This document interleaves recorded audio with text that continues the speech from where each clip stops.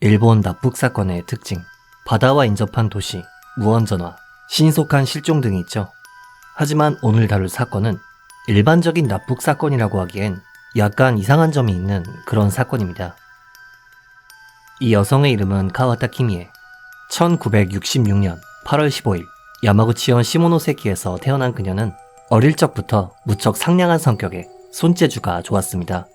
그녀가 재능을 보였던 부분은 바느질이나 재봉이었는데요. 카와타 씨는 유카타나 하오리 같은 전통적인 옷을 직접 만들 정도로 실력이 무척 좋았다고 합니다. 그리고 그녀는 이 재능을 살려 고등학교 졸업 후 재봉 공장에 취업해 일하기 시작했죠. 당시 카와타 씨는 공장에서 일하며 전문학교에 진학해 본격적으로 기술을 배워보고 싶다는 생각을 했고, 자취를 하며 전문학교 학비를 저축하는 등 굉장히 성실하고 착한 여성이었습니다. 또한 그녀는 부모님을 무척 소중하게 생각하던 좋은 딸이었는데요. 그녀는 부모님의 생일 때 한 번도 선물을 빼먹은 적이 없었고, 1990년 학비가 충분히 모여 퇴직이 결정되었을 땐 부모님을 찾아가 학교 졸업하면 같이 살자 라며 부모님께 고급 도장을 선물하기도 했죠.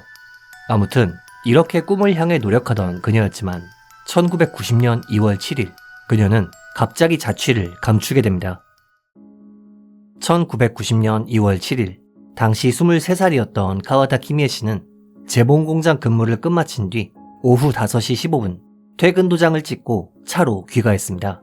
당시 그녀는 일단 본인의 자취방에 들린 뒤 약 20km 정도 떨어진 친가로 돌아갈 예정이었지만 어째서인지 그대로 소식이 끊겨버렸죠.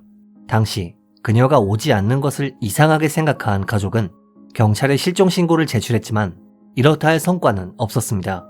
그런데 실종으로부터 2주 정도가 지난 2월 20일 지역 인근을 샅샅이 뒤지던 카와타 키에미 씨의 남동생이 우연히 그녀의 자동차를 발견하게 됩니다.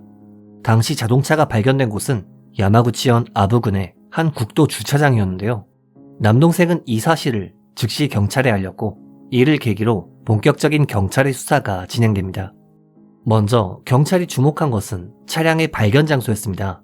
차량이 발견된 아부군의 국도 주차장은 원래 카와타 씨가 가려던 친가와는 정반대 방향이었는데요.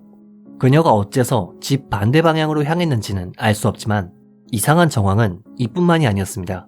우선 그녀의 차량에선 총 4장의 영수증이 발견되었고, 구매 이력을 시간 순서에 따라 말씀드리자면 2월 8일 오후 1시 34분 시마네현 이즈모시에서 빵을 구매, 2월 8일 저녁 7시 11분 야마구치현 나가토시의 편의점에서 주먹밥 구매, 2월 8일 저녁 7시 36분 면도기와 초콜릿을 구매, 그리고 1분 후인 7시 37분엔 도시락을 구매한 이력이 남아있었죠.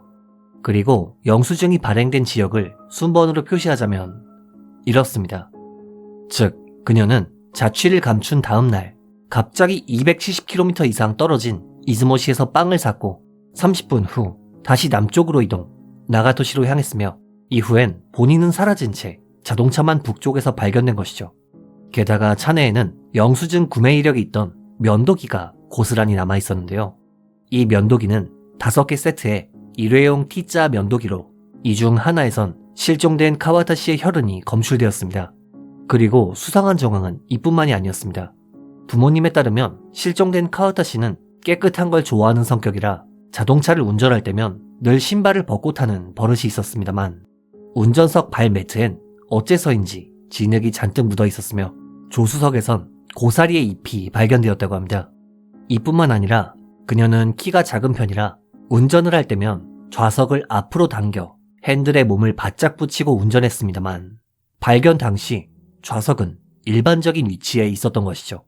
또한 차량에선 그녀의 운전면허증은 물론 평소 그녀가 저축에 사용하던 통장도 함께 발견되었지만 출금 기록은 전혀 없었다고 합니다. 당시 경찰은 누군가가 그녀의 실종에 관여했을 가능성이 있다 라고 추측, 그녀의 인간관계를 조사하기 시작했고 이 과정에서 그녀의 지인으로부터 이런 증언을 듣게 됩니다. 2월 18일에 카와타랑 통화했어요. 상태가 좀 이상했어요. 미안해 라는 한마디만 남기고 전화를 끊더라고요. 당시 사람들은 카와타 씨가 극단적인 선택을 한 것이 아닌가 하는 추측을 했는데요. 다만 그녀의 부모님은 절대로 그럴 리가 없다며 이를 부정했습니다. 그도 그럴 것이 카와타 씨는 애초에 꿈에 그리던 전문학교 진학을 앞두고 있었던 데다 학비도 충분히 모은 상태에 인간관계에도 문제가 없었으며 무엇보다 그녀는 자취를 하면서 고양이를 2마리 키웠습니다만 이 고양이를 그대로 방치한 채 극단적인 선택을 했다기엔 납득하기 힘든 부분이 한두 가지가 아니었죠. 그리고 경찰이 세운 가설은 북한에 의한 납치였습니다. 물론 북한이 그녀를 납치했다는 명확한 증거는 없었지만 경찰이 납치설에 대한 근거로 제시한 것은 크게 3가지였습니다. 하나, 그녀가 자동차로 이동했던 곳은 전부 동해와 맞닿아 있어 이 장소들은 모두 간첩이 침투 및 잠복하기 쉬운 루트다. 둘, 북한에 의한 납치 사건에 꼭 등장하고 나는 무언전화가 지인에게 걸려왔다. 셋, 영수증을 일부러 남기고 이곳저곳 돌아다닌 것은 수사에 혼란을 주기 위한 것으로 추정되며 운전석과 조수석의 진흙, 고사리 잎으로 볼 때 범인은 한 명이 아니고 조직적으로 움직였으며 이는 북한 간첩들의 범행일 가능성이 높다라는 것이었죠. 이후 납북문제 관련 단체의 조사 결과 이들은 이 사건이 카와타 씨가 북한에 납치되었을 가능성이 높다고 보았고 그녀는 결국 납북자 리스트에 오르게 되었습니다.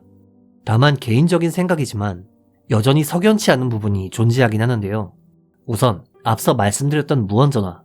납북 사건은 대부분 가족에게 무언전화가 걸려오곤 합니다.